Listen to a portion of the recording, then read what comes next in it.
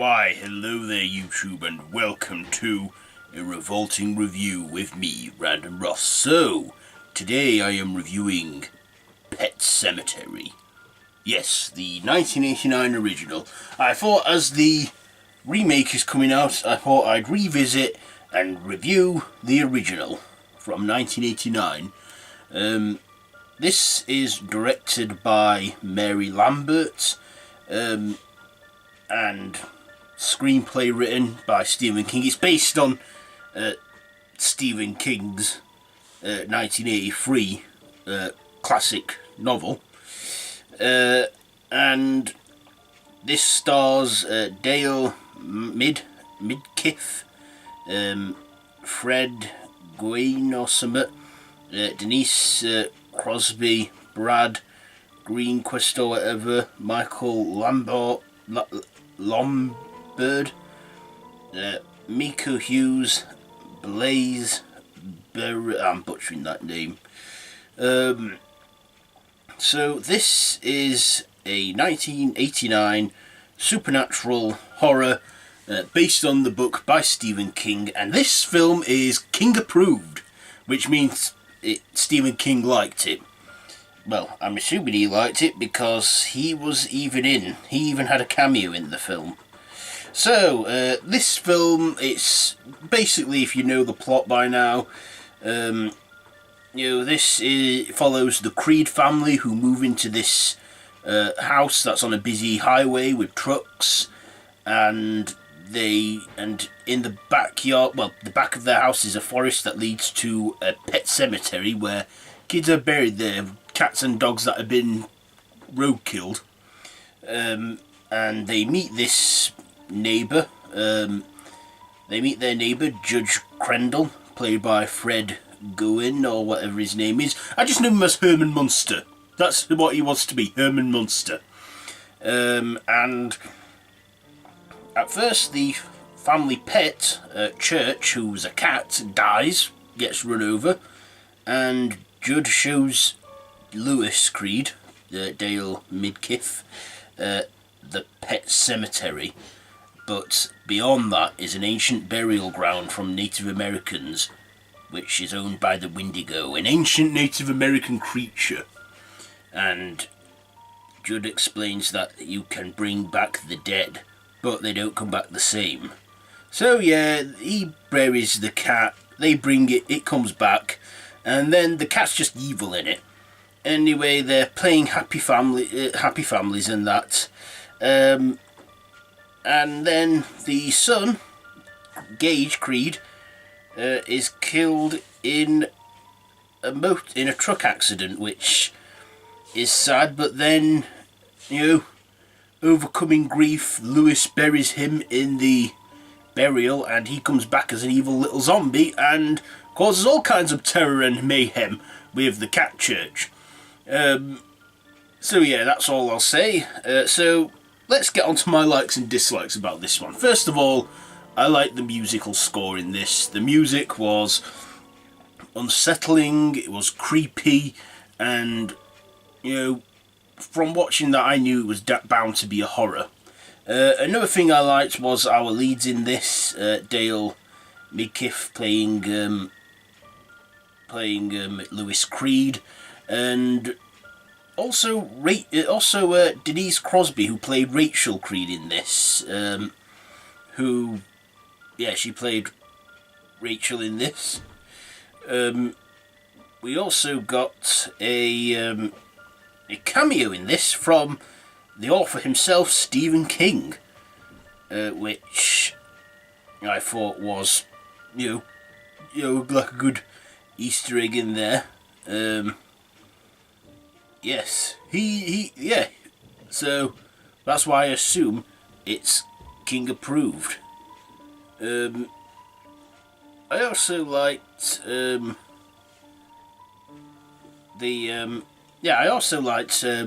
her character Rachel Creed, and of course that notorious scene where she sees her sister, who is creepy. She's got meningitis and she looks very creepy. I mean, yeah, she's sick and dying, and I think she's I think that she is played by a bloke. I'm just got it on the Wikipedia on my phone. I'm trying to look up who played her. That's it. Andrew Hudbatsky or whatever, playing Zelda Goldman. Which I thought was a creepy scene, but nicely done. It was a nightmare sequence. I also like the little kid who played Gage, Miko Hughes. I mean, he's obviously grown up by now. This film is 30 years old. But, yeah, he was, when he came back from the dead, he was creepy and evil. And those giggles give me chills.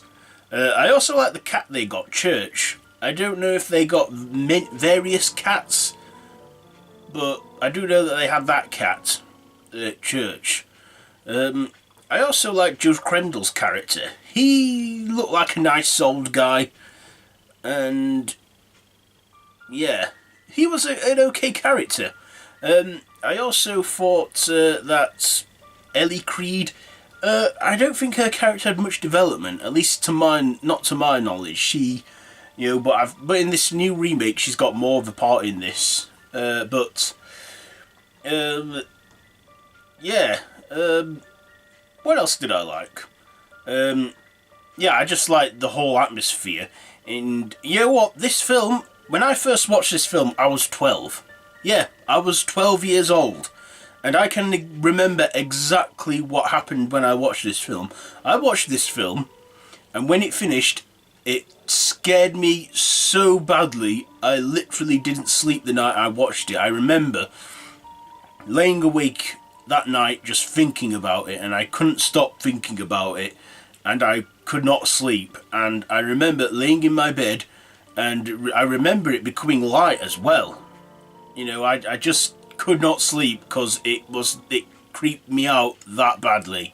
For it to do that to me, I thought, looking at it now, I think that is a nicely done horror. If it can scare me like that, it is a well done scary horror.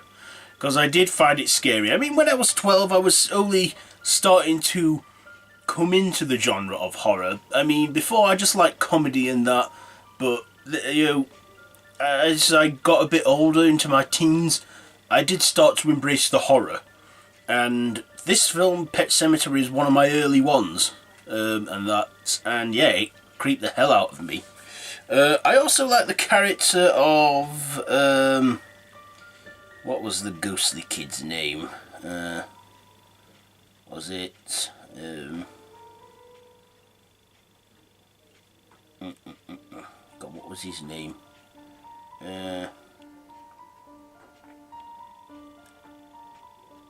Is it Steve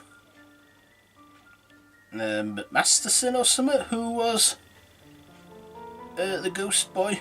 Hang on. Oh yeah, that's it. That's the character's name. Victor Pesco, played by Brad Greenquist. I'm butchering his name. He was great in this as a ghost. He was some kid who was killed, and he sort of kept the warning out for Lewis not to bury his wife after she gets killed, Rachel, and that. But yeah, I found him creepy as well. I found a lot of the ghost aspects creepy in this, and yeah, I just liked that the ending as well. That did creep me out too, and that was probably the nail in the coffin for me. They're thinking, she's come back from the dead, and looking at her face, that just was horrifying. Just horribly mutilated and that. Yeah, and the film just ends there, where she takes the knife and we hear Lewis scream. And we all assume that she killed him and that. But what happened next? I don't know. They did do a sequel called Pet Sematary 2, but I've been told not to watch that one, and I haven't even watched it. You know, Stephen King didn't even like that one. Anyways, my dislikes. I can't really think of anything to dislike. It was that good. I've not read the book. Well, I have read the book. I saw the film first, then I read the book. I haven't read the book for a very long time. You know, maybe I should get that and, you know, get the book somewhere and read it and that. But, yeah, this film, like I say, just creeped me out so much when I was little. And looking at it now, I'm desensitized to all that stuff.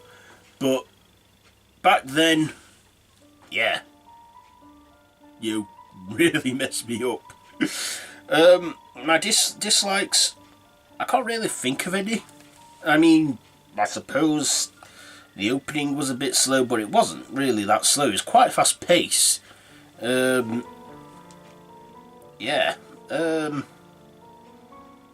Yeah, I can't think of anything more to say about this one. Other than I do recommend the original 1989 Pet Sematary, because it is creepy. Don't watch it as a kid though, because like I said, if it can do that to a kid, to my 12-year-old self, creep me out so I don't sleep that night, and you won't have that much experience with horror, then I strongly suggest you don't let your kid watch this. But as a grown-up, yeah, it don't bother me anymore, but still, I thought if horror can do that, it's nicely done. So, Pet Sematary, I thought the cinematography in that was good. Mary Lambert, she did a good job directing this film, and yeah, it's a classic, and I can't recommend it enough. So let's just get to my ratings. The actors in this, the main cast, were good in this film. I don't know if they've been in anything else apart from Judd, the guy who was Judd, you know, Herman Munster. I only know him for those two roles. I don't know if I've seen him in anything else. Anyway, with all that being said, I'm going to give Pet Sematary, do you know what, this for me gets 4.5 machetes out of 5. It does, in my opinion, it does. So 4.5 machetes out of 5. So that is it for my revolting review on Pet Sematary. Have you seen this one? Let me know down in the comments below. If you like this video, be sure to give it a big thumbs up. Don't forget to share with your friends. Don't forget to subscribe to the channel if you haven't already, and to hit that notification bell. All of my social media links are down below in the description, so be sure to check all that out. And until next time, don't have nightmares. Maybe lay awake at night, but don't have nightmares.